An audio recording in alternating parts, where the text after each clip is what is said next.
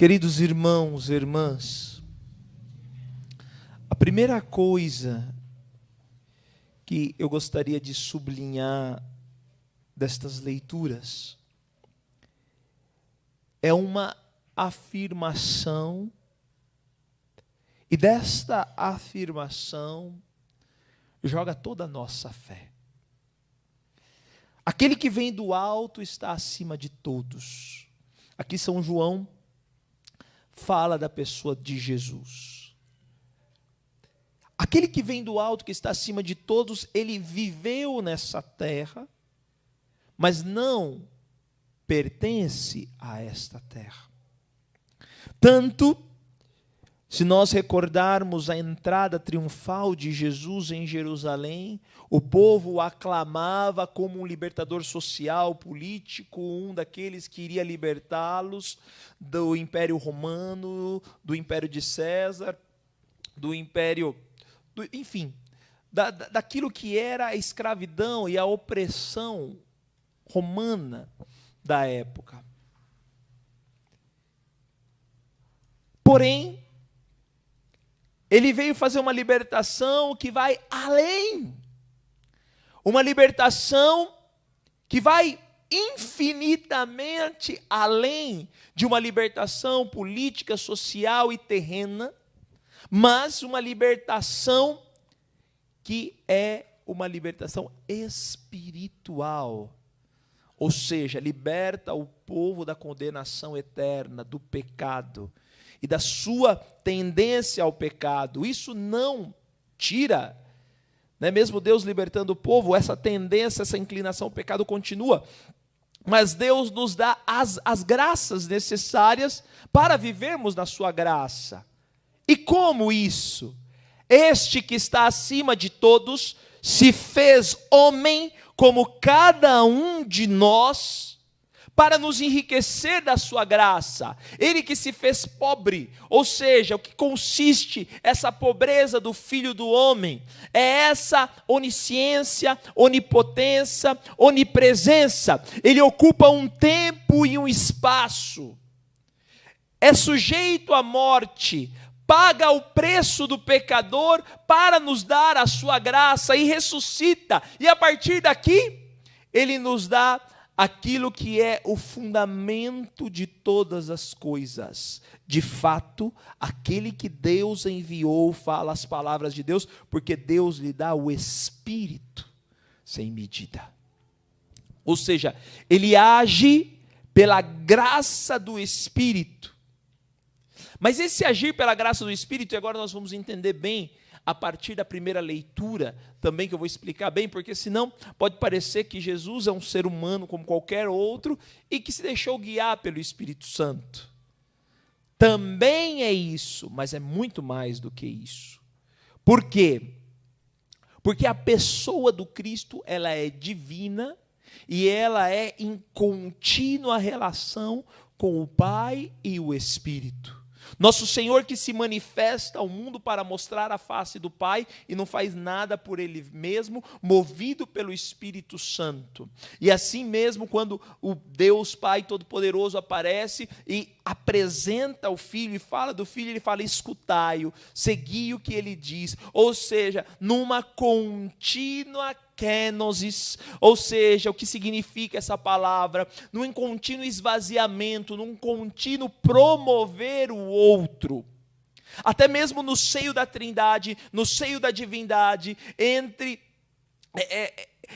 entre essa profunda comunhão de unidade, existe um contínuo esvaziamento para manifestar a divindade no outro, na relação de comunhão. E como Deus se manifesta entre nós?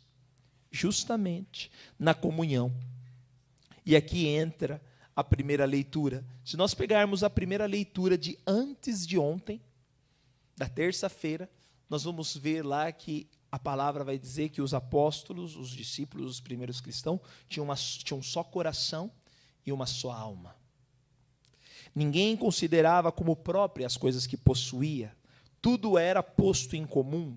Grandes eram os sinais de poder, mas não eram sinais de poder milagrosos, curas, prodígios, sinais também. Mas o grande sinal era o sinal de despojamento. Eles não eram atacados às coisas terrenas. Aqui, como nós lemos aqui no evangelho de hoje, nós acabamos de refletir que o Deus, ele não é dessa terra, ele não pertence a essa terra, ele vem mostrar aquilo que é futuro, aquilo que é de Deus, aquilo que é eterno, aquilo que é divino, e as pessoas que vivem em Deus já vivem nessa disposição de não viver nas coisas do mundo, de não viver as coisas da terra, mas viver profundamente as coisas de Deus. Então eles possuíam, mas viviam como se não possuíssem. Davam testemunho, vendiam as propriedades, davam aos pés dos apóstolos, os apóstolos distribuíam de acordo à necessidade de cada um. O amor deles era grande, eles tinham a estima de todos. Ou seja, era uma comunidade que vivia segundo a unção, a graça de Deus. Ontem, nós meditávamos na primeira leitura uma coisa interessantíssima. Um anjo do Senhor, porque eles são presos por causa dessa vivência. Então eles vão em cárcere, vão para a cadeia, Deus manda um anjo para os libertar. E a coisa interessante é que o anjo não fala assim, olha, vai lá agora no templo e fala de Jesus. Vai lá e prega o evangelho de Jesus. Não. O anjo fala assim, vai lá no templo e fala a maneira com a qual vocês vivem. Testemunhem o modo de vida de vocês. Olha que coisa absurda. Deus que olha para aquela primeira comunidade, envia o anjo e fala, sejam testemunhas, sejam luz, faz um milagre, os tiram da prisão, da cadeia, porque eles não são presos a nada, e dão testemunho dessa graça, e dão testemunho desse amor, não de maneira atacada, não são presos absolutamente nada, mas querem testemunhar esse amor, essa graça. Olha que profundo, olha que lindo, olha que intenso tudo isso. Deus que pede para dar testemunho. Olha, não fala da minha palavra, não fala da minha ressurreição, não fala disso, porque a tua vida já fala isso. E aí que podemos nos perguntar, a nossa vida fala de Jesus? E depois, aqui é onde eu quero chegar, hoje existe algo que é espantoso.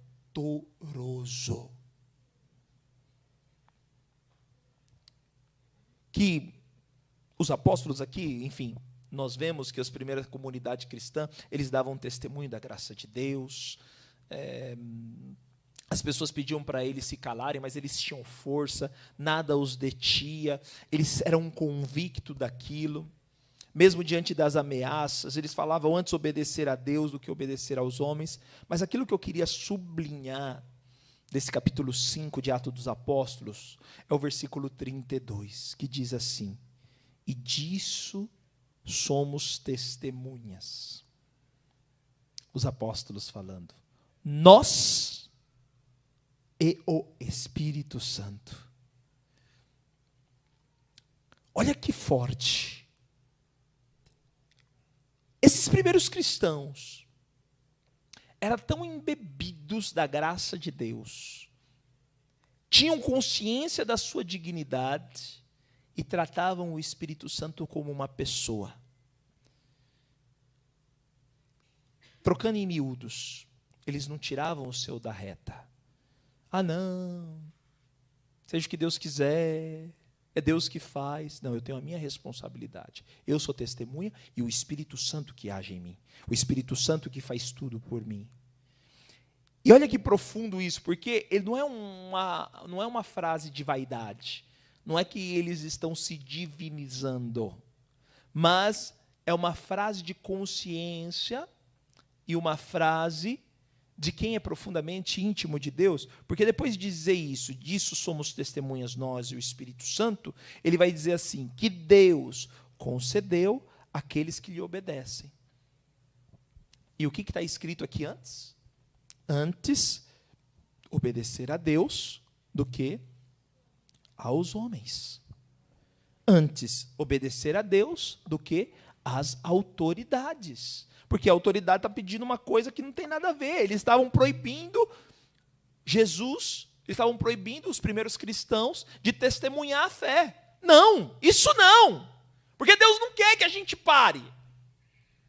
E nesse tempo de pandemia, Deus também não quer que a gente pare. Quantos cristãos, né, até mesmo lá na Missão Belém da Nova Guiné, fala, depois que voltar, depois desse tempo de pandemia eu começo a participar do grupo de evangelização. Depois que passar esse tempo eu volto com a caminhada. Meu irmão, pode ser tarde demais. Você está obedecendo a você mesmo. Você está sendo acovardado. Você está sendo sucumbido, porque Deus não quer isso. Deus quer de nós um testemunho voraz, mesmo diante dessa situação. Mas padre, o que eu posso fazer?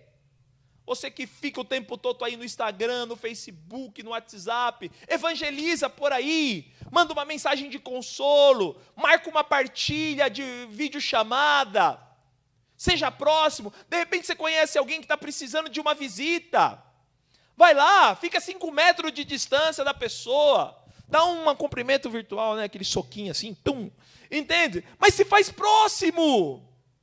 As pessoas estão sucumbindo. E eu digo ainda mais, as pessoas estão morrendo de depressão, de angústia, de sofrimento. A sensação que temos é de estar vivendo numa grande guerra. Até mesmo os médicos, as pessoas não sabem o que falar. Às vezes a pessoa chega lá com uma dor de barriga, é Covid.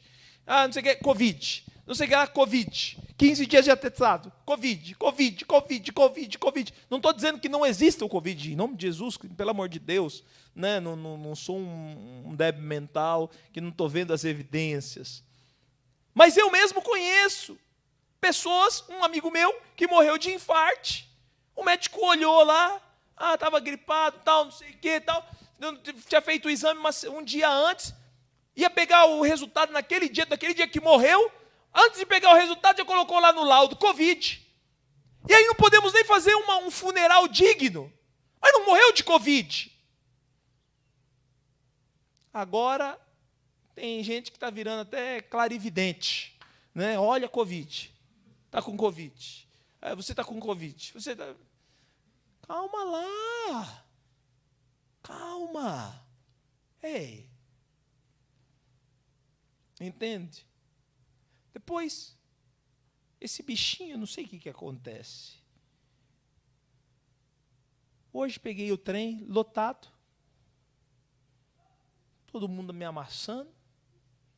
É até engraçado, né, dentro do trem. Não comprem materiais suspeitos por causa do Covid. Respeitemos. Use a máscara. Mas e o distanciamento? E aquele vulca-vulca? E aquele monte de mão? Você pega num ferro, pega no outro. E aquele esbarra e esbarra? Do pico das 6 horas da manhã, das 6:30 da manhã, das 7 horas da manhã. Está circulando aí uma imagem, né, dos busão andando, escrito igreja. Eu estou doidinho para arrumar um busão, porque no busão, né, pode lotar, pode aglomerar, e está tudo ok. Né? Mas na igreja, que respeita todos os protocolos, álcool gel, termômetro, todo mundo usa máscara, distanciamento, tudo certinho, tudo bonitinho, né? Não pode, porque é um lugar de contágio. Rapaz, igreja, escola, isso aí. Irmãos, por que eu estou falando tudo isso? Porque os cristãos eram sensíveis a Deus. E com isso não estou querendo fazer nenhuma provocação. Olha o padre Paulinho, ele é contra o bispo, porque o bispo falou que não é para abrir a igreja, ele está falando para abrir a igreja. Não falei que é para abrir a igreja, coisa nenhuma. Estou falando nada disso. Só estou falando algumas reflexões. E você é inteligente o suficiente para refletir, para pensar. Você é maduro. Você não é uma criança. Pensa. Dá para entender, irmãos? Eu sei quantas pessoas estão sofrendo pela falta da Eucaristia. Você, meu irmão, comeu arroz e feijão hoje? Ou só arroz, ou só feijão? Ou um prato de macarrão? Ou um prato de mingau de fubá? Comeu alguma coisa? Tomou água? Isso é necessário para viver, não é? Ai daquele que acha que a Eucaristia não é necessário para viver. Como vive a tua alma? Puritano, escrupuloso. Esse é o meu pensamento pessoal. Claro que Deus está em todos os lugares. Claro que você pode fazer a tua comunhão espiritual. E faça isso mesmo. Mas, a primeira possibilidade, volta para a igreja, querido. Vive entre os irmãos. Estou muito feliz, quero agradecer muito a Deus, a toda a nossa comunidade de Missão Belém, que estão fazendo aí encontros vários, pelo Zoom, pelo Meet, para se encontrar, para rezar o terço, para ficar juntos. Né? Os meninos lá do prédio da SEC pegam a câmera, o celular, liga diante da Eucaristia, chama outras pessoas para adorar junto, para rezar, para partilhar. Nós precisamos disso nesse momento. Precisamos estar unidos entre nós. Precisamos gritar a Deus para que Ele escute e ouça o nosso clamor. Deixemos o Espírito Santo falar em nós e procuremos obedecer profundamente a Deus, mesmo que aconteça como aconteceu com os primeiros cristãos. Quando ouviram isto, ficaram furiosos e queriam matá-los. Talvez as pessoas vão querer nos matar. As pessoas talvez não vão entender a nossa fé. Mas mesmo assim, nós não vamos deixar de testemunhar, mesmo que isso custe a nossa vida. Mesmo que isso custe a nossa vida. Mesmo que isso custe a nossa vida. Queria rezar também em modo especial pelos meus irmãos que estão lá no Haiti. Agora está uma onda muito grande de sequestrarem religiosos. Esses dias, essa semana que passou, sequestraram 7 pessoas, entre padres e religiosos. Que Deus possa guardar os nossos missionários diante dessa loucura, desse mundo. Haiti, vida ou morte. Aqui, vida ou morte. Deus pede um testemunho voraz, eficaz, do ressuscitado. Basta sermos cristãos meia tigela. Basta sermos cristãos meia colher. Basta vivermos uma fé tíbia. Sim, sim, não, não. Ou quente ou frio. Porque o morno Deus vomita. E o sim, sim e o não, não, o que está fora disso, vem do maligno. Como diz o Evangelho de São Mateus e como diz Apocalipse, capítulo 3, versículo 15. Que nosso Senhor nos ajude, nos ilumine e nos faça constantes, perseverantes na fé, numa busca do verdadeiro reino dos céus, com a cabeça voltada para os céus, acreditando que Deus dá o seu Espírito sem medida a todos aqueles que o pedem. Amém.